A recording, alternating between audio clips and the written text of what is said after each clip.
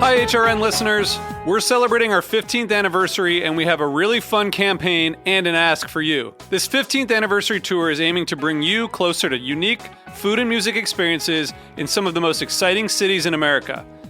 All the while, we're raising funds to support our work empowering the next generation of food systems storytellers through our fellowship programs. Here's how it works. Donate to HRN and be entered into a raffle in the city of your choice to win a dinner for two at a noteworthy restaurant and tickets for two to a concert at a prominent local venue.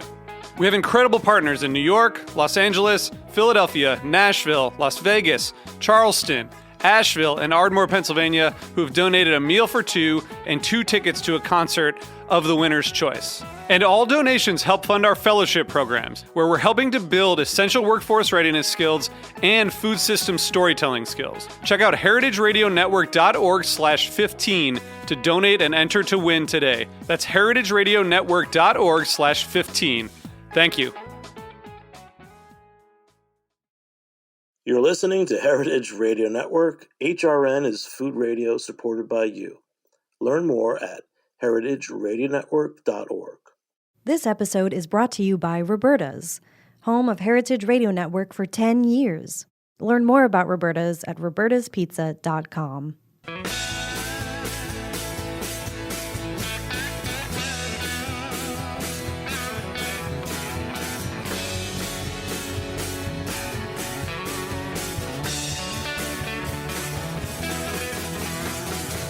Hey, welcome to Beer Sessions Radio on Heritage Radio Network. I'm Jimmy Carboni. I'm the host. It's our 14th year talking about beer and many other things from the food system on Heritage Radio Network. We're going to go around the room and introduce our guests. We are getting ready for the Craft Malt Conference, which is March 16th to 18th, 2023 in Portland, Maine. So let's go around the room. Everyone's going to introduce themselves. Jesse? Hi, Jimmy. Thanks again for having us back. I'm really excited to be here. I'm Jesse Bussard, the Executive Director of the Craft Maltsters Guild. Well, thanks so much for working on this and keeping it going. This is our second episode since January, previewing the Craft Malt Conference. And Rob? Hey, everyone. My name is Rob Arnold. I am the president of a company called Advanced Spirits and also the author of the book, The Terroir of Whiskey. Which seems like it's got a new cult following. I just ordered mine. Oh, yeah? Well, tell me how it is. Oh, yeah. And then we got Mark. Yeah, I'm Mark Sorrells. I'm from Cornell University. I'm a professor of plant breeding and genetics, and I lead the small grains breeding and genetics project there. Wow. Well, this is quite a lineup, Jesse. These are some of the star speakers from the Craft Malt Conference that's coming up in March in Portland. Just to give our listeners a little, intro, what was it like putting together the speakers for this conference? I know that it took about 3 or 4 years to actually get the conference actually to happen because of the pandemic, but the lineup of speakers is freaking unbelievable.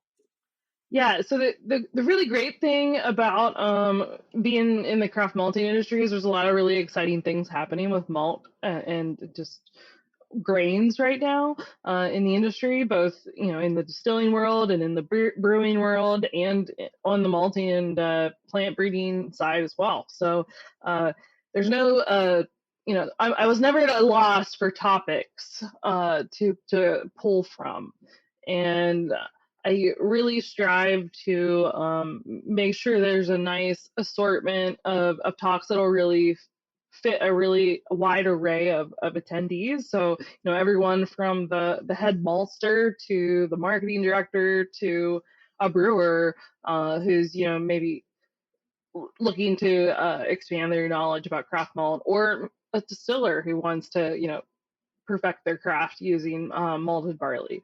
So there's really a lot of opportunities for people from across the supply chain at our conference, which I think is unique. Wow. Well, I'll tell you, my intro to regional grains goes way back over 12 years ago to June Russell and the Grow NYC Green Markets. And they were just teasing the waters on regional grains and creating standards for the bakers in their markets. And I think along the way, I heard about Mr. Mark Sorrells at Cornell. Mark, you want to give us a little intro about the work that you've done at Cornell, and particularly with New York and barley, and how long you've been in this field? Well, I've been here a while. I came here right out of a postdoc at Wisconsin in 1978, and we got into barley. We've been testing mostly feed barley up until about 2013, 2012, 2013. And then we started testing malting barley because the New York State Legislature passed the Farm Brewery Bill that gave tax and marketing incentives to farm breweries, but they have to use New York grown ingredients. So I started getting calls and emails asking what malting barley varieties to grow. And unfortunately, there was no malting barley being grown in New York, and we hadn't done any research on it before that. So we convinced them to support us to develop a malting barley breeding program, and that was the start of it in 2016. It's great, and you guys came up with a New York variety that's doing really well. Well, how is that Excelsior doing? We've been pleasantly surprised. I was down at Hudson Valley Malt a few weeks ago and got to see one of my varieties being floor malted there, and it looked beautiful. We just had a wonderful season for growing malting barley in New York. The seed is really nice and bright and high germination percentages. But we released two varieties. We did release them in record time because we knew that farmers needed a variety that was adapted to this region and could tolerate climatic stresses like pre-harvest sprouting, foliar diseases, fusarium head blight. And we released two varieties in 2020, 2021. One was called Excelsior Gold, and the other one was called CU 198. So those varieties were in commercial use now for 2 years, small quantities a couple of years ago, and then larger quantities this past year. And so far, both the farmers and the maltsters have been happy with them. That's great. I know it was big news when they came out, and I'm looking forward to talking to you more on the show about the conference. And Rob, tell us about you. So I know that you were a distiller, and but you're working more in whiskey, right? Yeah, so I grew up in Kentucky, and I'm a third generation member of the whiskey industry. So I grew up around it. I never thought I was going to go into whiskey until I got to grad school and started home brewing, and then it kind of spiraled out of control from there. But I was in 2011, I joined Firestone and Robertson Distilling Company in Fort Worth, and I was the first employee there. And our brand was TX Whiskey, and I was there for 10 years. So, I had a lot of different roles over the years. My marketing title was master distiller, but I had all sorts of pursuits beyond turning valves and knobs in the distillery, and one of those was continuing my science background. And so I actually was able to complete a PhD in plant breeding while I was at TX Whiskey with Seth Murray, who's the corn breeder and geneticist at Texas A&M. And we pursued a project around the idea of how terroir impacts the flavor in whiskey.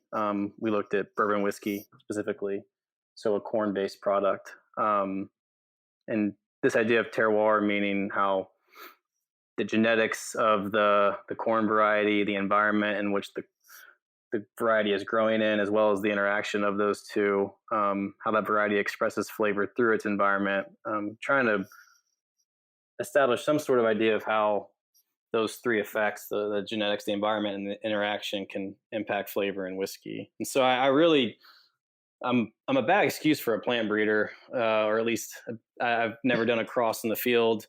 I've barely done any kind of farming. So the fact that I've got a PhD in plant breeding is, I'm much more of a distiller and flavor chemist, but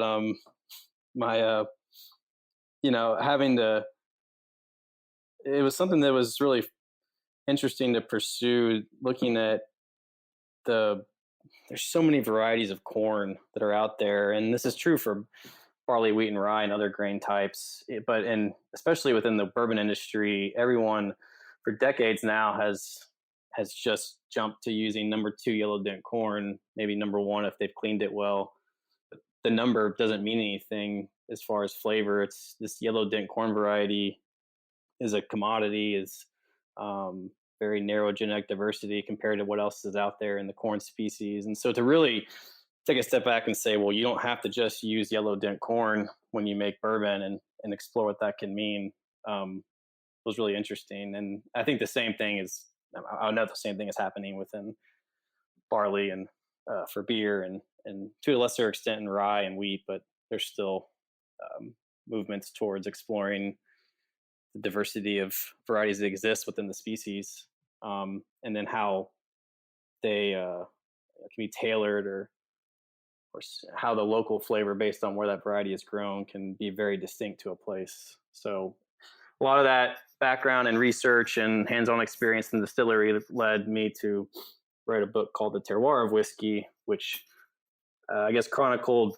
the science that we did when I was at TX and in grad school, as well as some of the kind of travel adventures I got to go do and to visit places in Ireland and Scotland and New York, and Kentucky, and visit distilleries and some malt houses that were, that are really trying to pursue this idea of local flavor.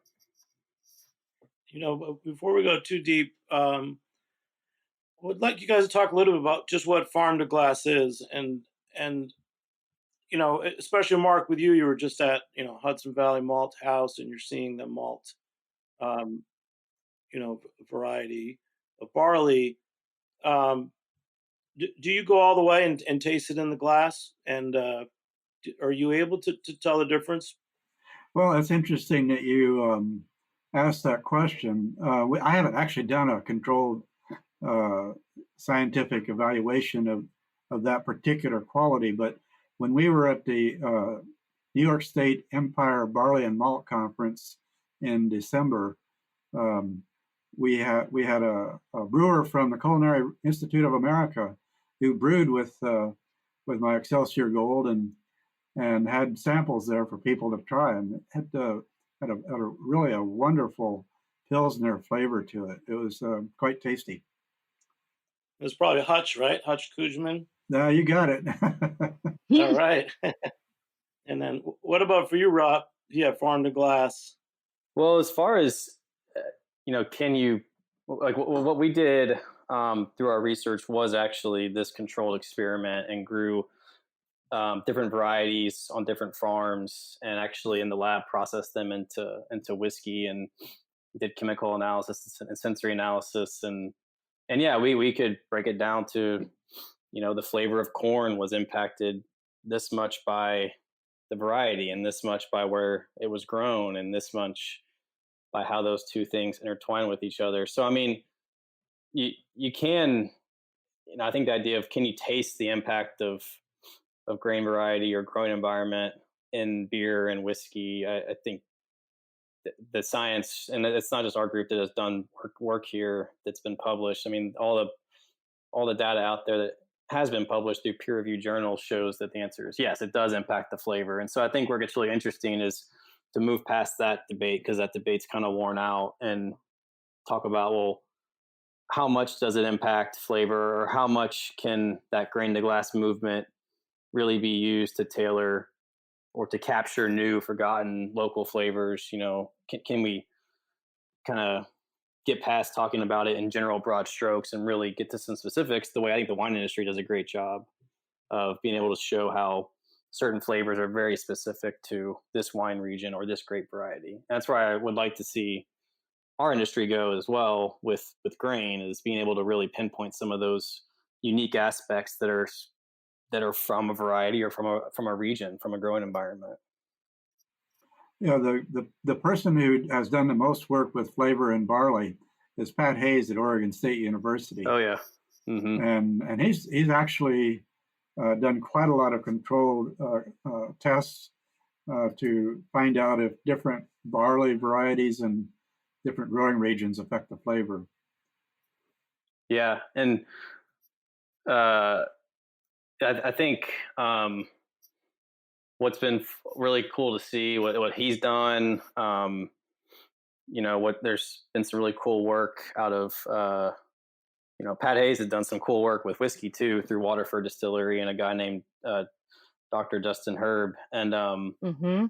I think what's interesting to see is when you do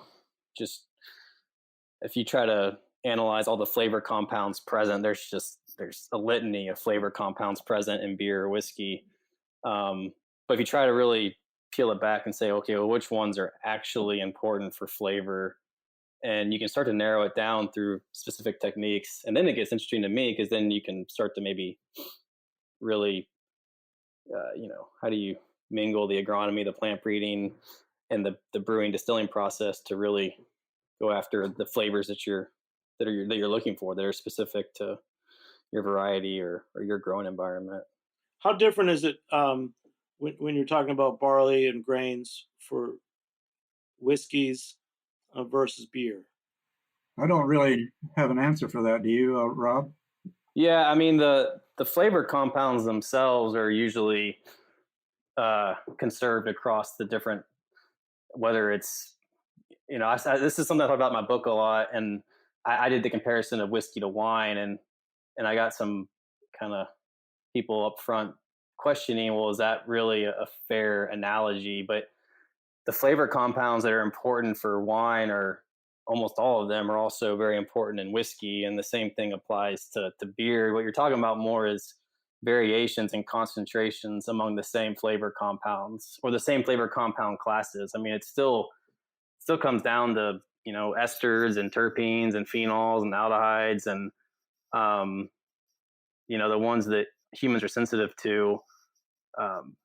It's usually the case that, isoamyl acetate, for example, is a very common flavor compound. It smells like banana that is in beer and wine and whiskey and all sorts of other stuff.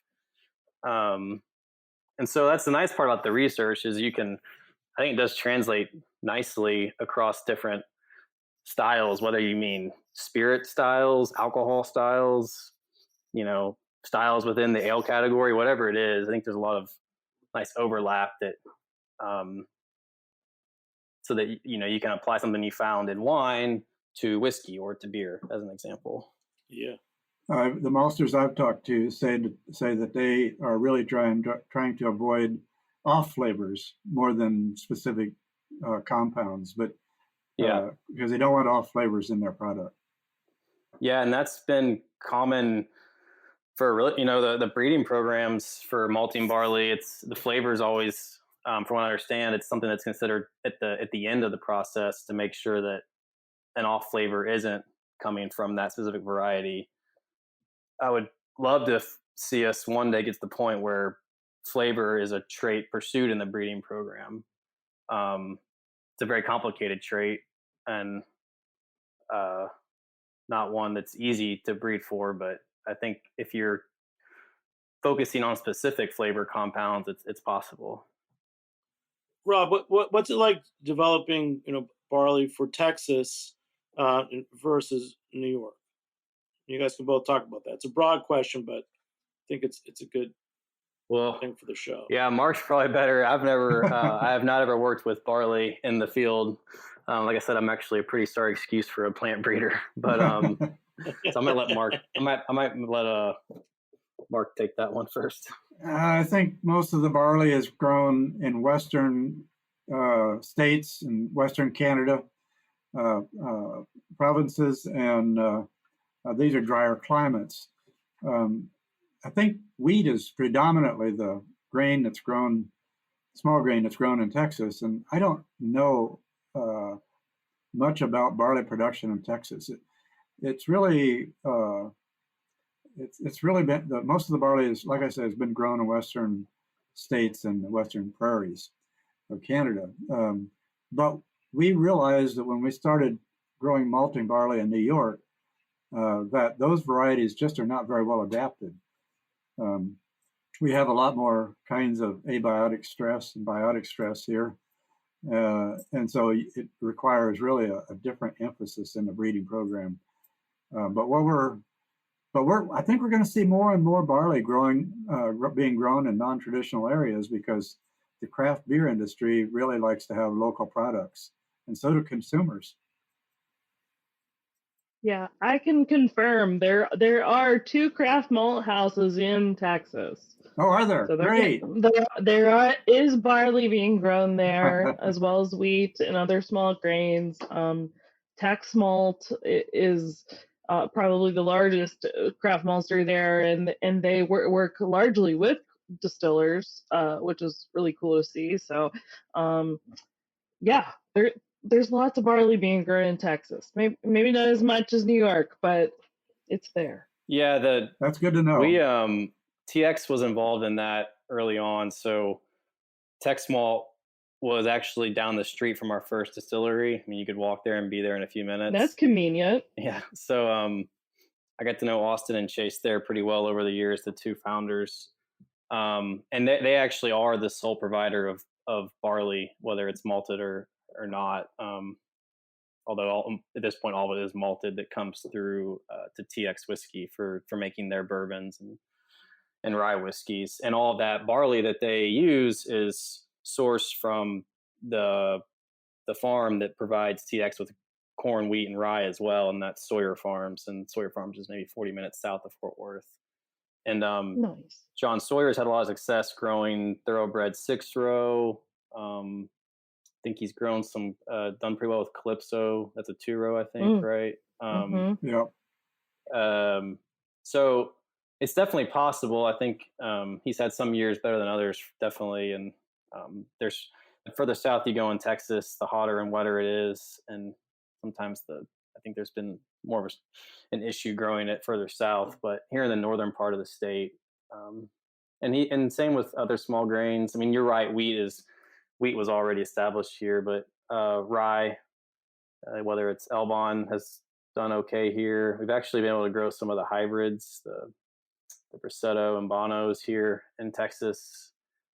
But whether it's barley or rye, it would definitely benefit from some breeding efforts to tailor the varieties to the area. It's still a struggle compared to wheat or corn. So, but yeah, I mean, the Tex Malt crew is great. They're able to work with a lot of great farmers and source a lot of great local barley and rye and wheat, and I think they even malt some corn. So, Jesse, what are some of the questions that you think will be happening at the conference? And you probably have a couple questions. For I think Rob's gonna have a groupie following of craft maltsters who want them to sign his copy of their book, of his book. I think that's gonna be a thing. I also think it's kind of cool that the fact that the 2 speakers that are joining me on this interview are the first and the last speakers in the conference. So we've got the first and the last in our lineup on the same conversation. So that's kind of quirky. But yeah, I'm really excited about just really everybody getting back together again. It's been 3 years since our community has had a conference together like this. So it's long overdue. And I think there's going to be a lot of excitement and energy at the craft malt or at the Malt Cup award ceremony. That's always an exciting event because we announce the winners for each of the categories. And this year we had 4 categories, which is the most we've ever had. And we'll be doing the best of show judging in Portland, Maine, on the 16th, and then announcing the winners on the 17th that night. So that's always a really fun and exciting evening. It'll be great to see who gets crowned this year's Malt Cup winner. Best of show. Jesse, are the maltsters that have won top prizes, are they seeing an uptick in interest in their malts and in sales from brewers and distillers? We do have a few craft malt houses that have, been repeat winners, and they do use that those accolades to promote themselves as award-winning maltsters, so yeah, there's definitely people using it as a point of, to set their product apart, which is really cool. That's great. That's something that I'm really interested in hearing about. Is I think it's along those lines, is how has the consumer been responding to this movement over the past couple of years? I mean, when I was an active distiller, I was in the thick of this, but I mean, I really at this point, now what I do is not distilling the day job. I run an investment fund where we focus on startup whiskey brands, and so I work with a lot of brands and Is that called liquid assets, Rob? Exactly.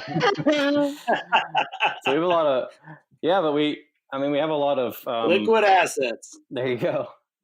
I don't know. Now I'm away from the day in and day out of being in the middle of the distillery and of a lab. But how much is the consumer responding to this idea of local grain, of specific flavors that come from a place, that come from a variety? I still completely believe that this is going to continue to be a point of differentiation and something that the consumer does care about. But I'm interested to hear from the brewers and maltsters and distillers that are there, just how the market's been responding to the idea when it's used as a marketing.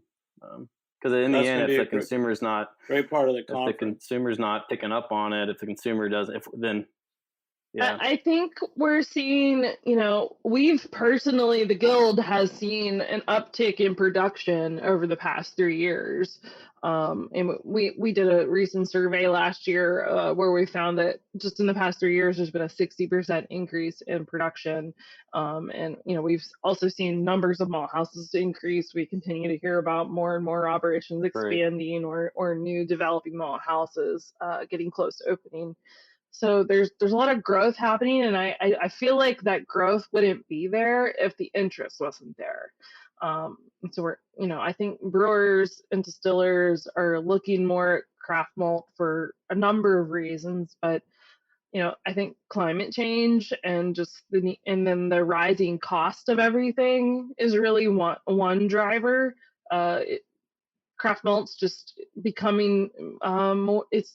The price of malt is high enough now that even the commodity malt in some cases is the same price as craft malt. Oh wow. And that was reported in a Good Beer Hunting article recently. So it's we're seeing things like that happening in certain areas, not everywhere necessarily, but there's people looking to source locally, reduce their impact, or there's people looking to take advantage of that differentiation through the local terroir and connection to place. And craft malt is just uniquely positioned for that, but also American single malt whiskey, we can't forget about that. Jesse, just talking about states and production.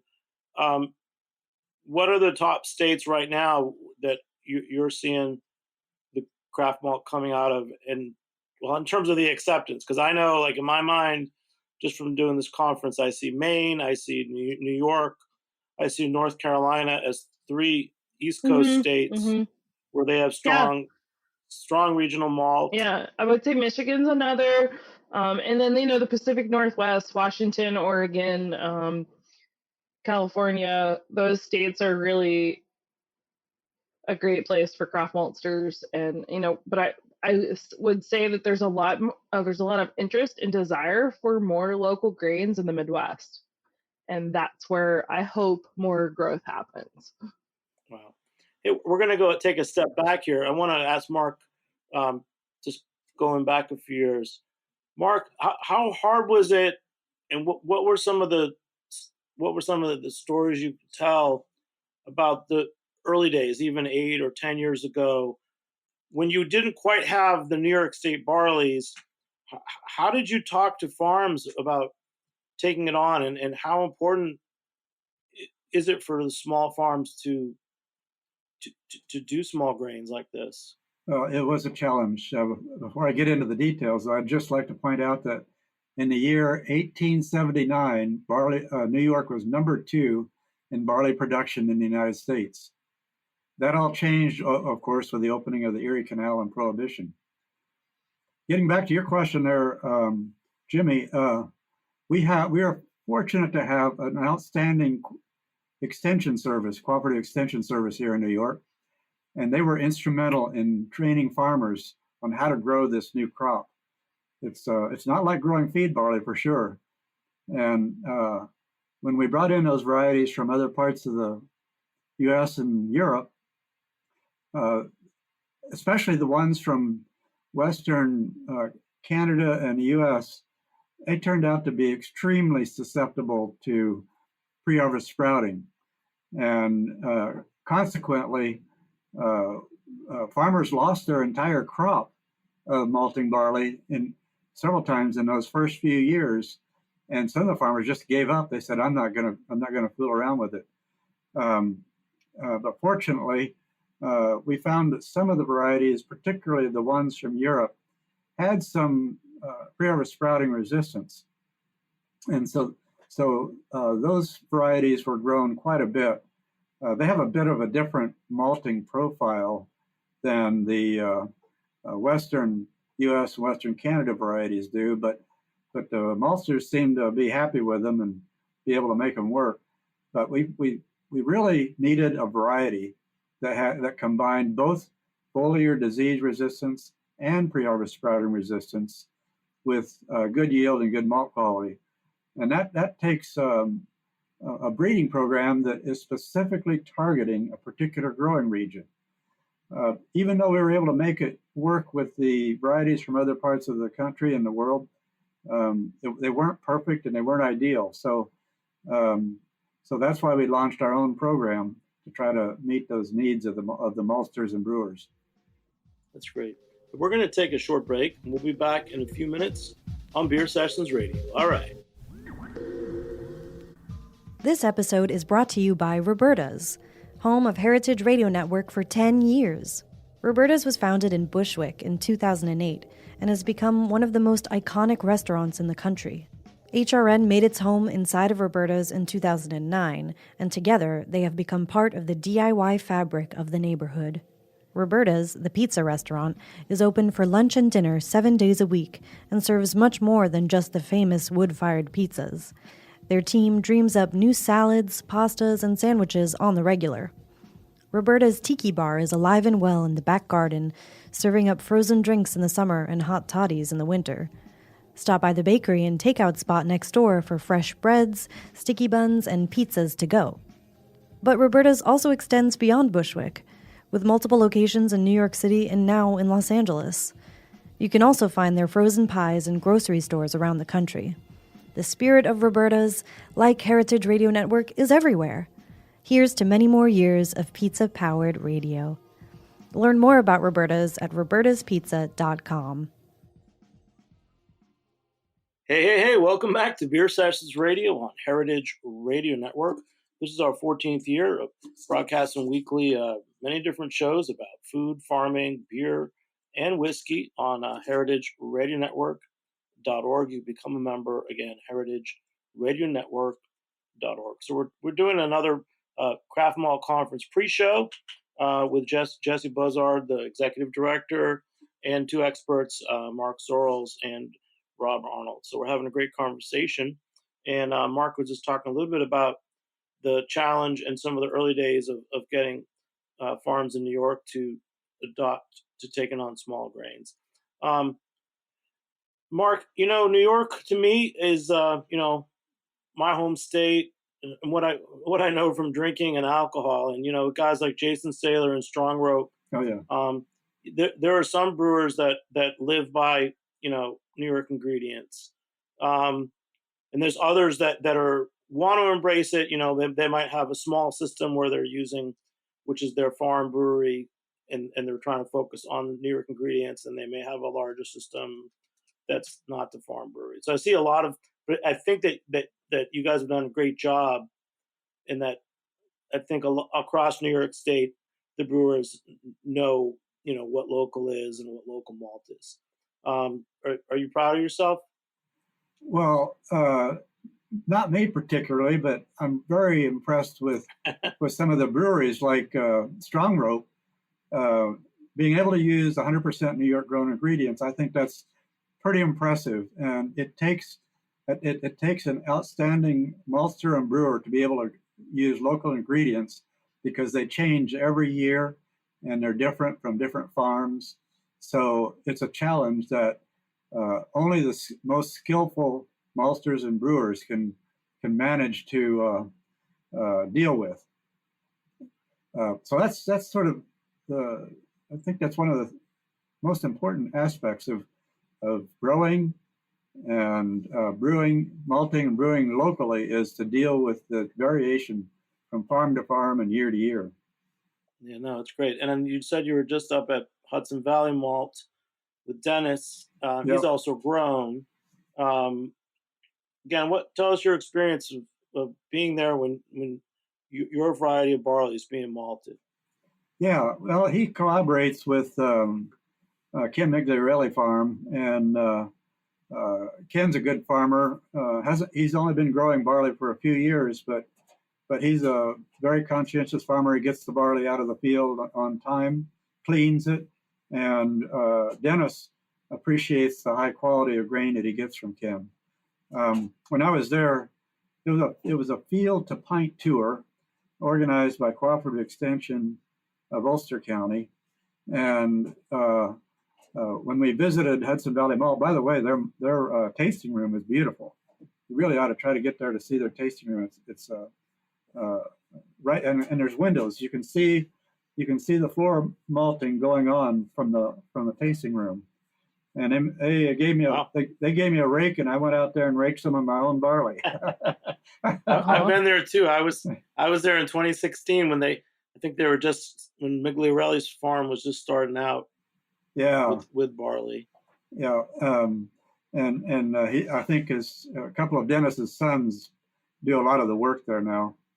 But that's a beautiful facility. It's worth visiting if you get a chance. Oh yeah. Well, thank you. I know that in New York State, people talk about the work you're doing, and looking forward to hearing your full presentation at the Craft Malt Conference. Talking about Craft Malt Conference presentations, Rob, you want to preview your keynote? I don't want to give the whole thing away, but there is a lot of buzz about your book, The Terroir of Whiskey, and what do you have a few notes from your keynote presentation? Yeah, I mean, I want to talk about to start, I guess, what this idea of terroir. I mean, what exactly is it, and why has it been debated within whiskey, at least? And I've seen it debated equally in beer, and for that matter, sometimes in wine. But maybe try to move past that debate of does it matter for flavor, and talk about some of the more important points that I think are, yes, it does impact flavor, but how do we really leverage it to create distinct beers, distinct whiskeys that the consumer recognizes as something special. And to do that, I think if you working with, just as an example, with plant breeders and agronomists, we can't go down this path and sacrifice the things that we need for sustainability and yield. But at the same time, we don't need to just ignore flavor along the way. I think it really does start back at that point with the seed and with the farming practices. And I would love to see us get to a point where consumers are recognizing specific varieties, like marks, like the way that the industry for whiskey, at least, still to an extent recognizes Golden Promise and Maris Otter, and within corn there's Bloody Butcher. And I would like to see the consumers really understand how become some of these varieties become not just words that names that the industry knows, but that the consumer knows and understands, and maybe even get to the point where regions or growing regions are understood to be special for the flavors that are being coaxed out of them. But and so I guess I want to talk about how do we get to that point? Like, how do we get past some of the debates that exist at the consumer level? Does it even matter, and get to the point where we're really able to show why these grains and these malts are so special in creating distinct products? And so I think science is an important tool in that.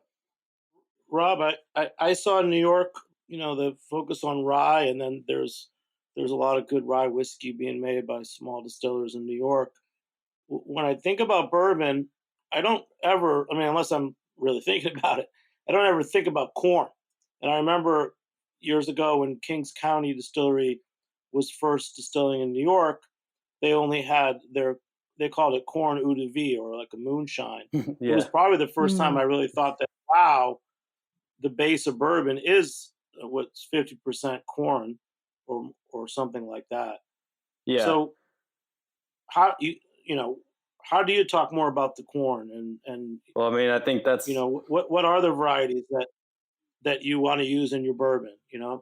Yeah, but I think what you just said is a good example of the challenges in front of us. The consumers at this point, I don't think a lot of them wouldn't understand or know, or maybe they don't even care that much that corn is the primary ingredient in bourbon, much less care about what variety or where that corn came from.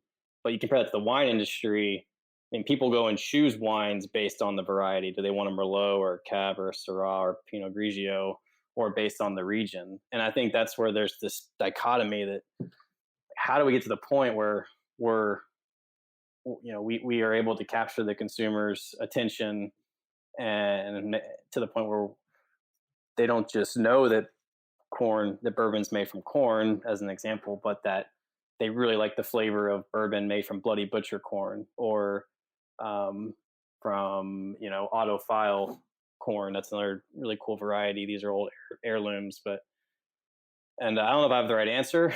I have ideas, but I think we're talking about years and years of work, the same way that in wine, it wasn't until a movement out in California that the idea of putting varieties on the labels really changed the way consumers selected wine on the shelf. And so I think there's just a lot of work in front of us, but a lot of interesting stuff that we can tackle along the way. And I definitely don't think the movement's going anywhere, but if I had to, like in whiskey especially, I think the grain usually, and grain meaning malted grains as well, if you're talking about single malt, I think it's probably it's always as of now, it plays second fiddle to the importance of the oak cask. I mean, the oak barrel is always sort of the poster child. And so how do we really show how important the grain is, and how different varieties are important in different growing regions,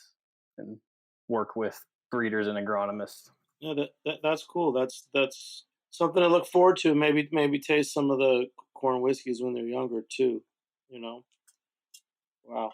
Yeah, I mean, you can taste. Jesse, we're going to taste a lot. And also, just so you know, if you're at the conference, we're kicking off Thursday on March 16th from 4 to 6. If you're just wandering around Portland, stop by Novari Res, which is the great beer bar of Portland. And some folk from Blue Ox Malt are coordinating with Novari Res. Just a little kind of mixer that's condoned by the conference, where you'll be able to drink some craft malt beers. So that should be going up soon. Mark, I want to go back to the one more thing from your talk. When we talk about breeding, I guess I remember high school biology, and there's Mendel and peas. I think it was peas. Mm-hmm. But it said you initiated a high-intensity breeding effort in 2016 to develop the malting barley variety, the Excelsior Gold. Yeah. So just tell us, as industry people, what do you do with a high-intensity breeding effort? I mean, you're not breeding pigs, so. Well, or mice. I've been at Cornell for 44 years, and so I've learned a few tricks along the way and ways to speed up the breeding process. And And between my graduate students and myself, we used every trick in the book to try to speed up the development of the variety, including winter seed increases in New Zealand, which were key to cutting time in the development process. We also use a new technique called genomic selection, which uses molecular markers across the entire genome to identify those lines that were most promising for yield, disease resistance, and quality. And that combined with early generation testing, we got into the Foundation Seed Production Program in 2020, and we had certified seed production in 2021. So that's about half to a third of the amount of time that normally takes to develop a malting barley variety. Amazing. That's great. And Rob, just another note from your keynote says, in your keynote, attendees will learn about the science behind metabolites in grain and how these compounds transition through to flavor compounds. Yeah, it actually kind of goes on what Mark was just talking about too with genomic selection. Or at least that could dovetail that way. But I mean, ultimately, all the flavor compounds that are important in beer and whiskey there are metabolite precursors present in the grain that are responsible for them, and they are either convert into the flavor compounds from the malting or mashing or distillation process, or maybe even indirectly through yeast metabolism. But if we're going to actually incorporate flavor into breeding programs, into agronomy, to try to capture specific flavors like you're talking about, we have to know what we're looking for. And it's too low throughput to try to analyze, in my opinion, the beer or the whiskey itself, especially whiskey. We have to have the ability to focus on the metabolite precursors and the breeding programs if we want to actually breed for flavor. And so, like Mark was saying with genetic selection, they have markers for things like yield and resistance. Well, could there be markers for the flavors we want as well? And so that's what that idea of a metabolite precursor is. It's just things like carotenoids and fatty acids are in the grain kernels, and those turn into really delicious flavors like terpenes and chocolatey aldehydes. So that's what I'm talking about there. Jesse, at the conference, will we be able to taste beer and whiskeys, or is it just talking? No, there will also be, yes, there will be, yes. There will be beer and whiskeys made with craft malt available at the conference. I know for sure there will be a lot of Allagash beer, since we're kind of in their backyard. So expect that, and Blue Ox Malt is actually helping us to get some beer lined up for the event too. So expect some great surprises there. That's great. We're gonna talk craft malt and drink Maine. I love it. Yes. We're really gonna have a good time. It's gonna be good. And you have some great questions and great guests here. I think we'll close it out by, I think that Rob, I bet you have a question for Mark, because I know that you studied under one of his former students. Yeah. You got to ask Mark a question, because this, there's not too many scientists that I know of in the Northeast who've done what he's done. I mean, do you, maybe it's just following up on what we were just talking about, but do you think there's a path for us to actually incorporate flavor into the breeding programs, whether it's through genetic markers or actually chemical markers themselves, using techniques like mass spec or I think so. NIR to measure the metabolites in the grain? Well, I would be optimistic, Rob, because we can predict complex traits now already. Right. And if we know what those aromatics are and their precursors and where they're located in the genome, we can use a few markers to select for the ones we're interested in, or we can do whole genome selection for some quality that you're able to measure on the finished product. So I think it's definitely possible, and it's going to take some work. It's going to take some work, but I would be optimistic that we can eventually get there. Yeah, it's great. Well, listen, great show. If anybody's drinking anything, let me know. I'm drinking I'm in honor of the conference. I'm drinking all regional grains. So shout out to Exhibit A Brewing in Framingham, Massachusetts. They've been a longtime supporter of Valley Malt, who's not too far from them in Massachusetts. And I remember there's a farmer out in Finger Lakes, New York, Tor Eschner, who I know you know, Mark. Oh yeah. A couple times I visited Tor, and he always had Exhibit A beers because I guess that's how he got paid. But his Danko, I know he has a Danko rye. So Exhibit A, a couple times a year, makes a Danko IPA. And right now I'm drinking one of their standards. It's called Goody Two Shoes. It's Kolsch style, which I know he's using some Valley Malt in that. And again, that's a beer where I really do feel like I can taste the malt, or at least I just think it's a great beer. And for grains themselves, back to June Russell and growing YC Grains, and now she's at Glenwood.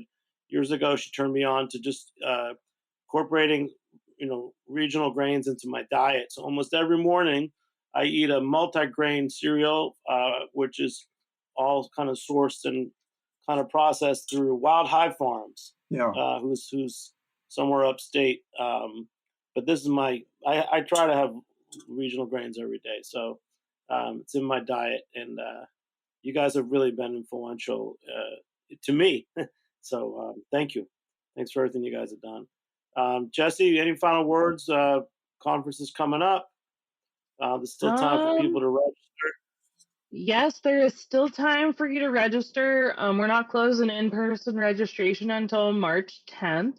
And for the virtual folks, they'll have even more time to register.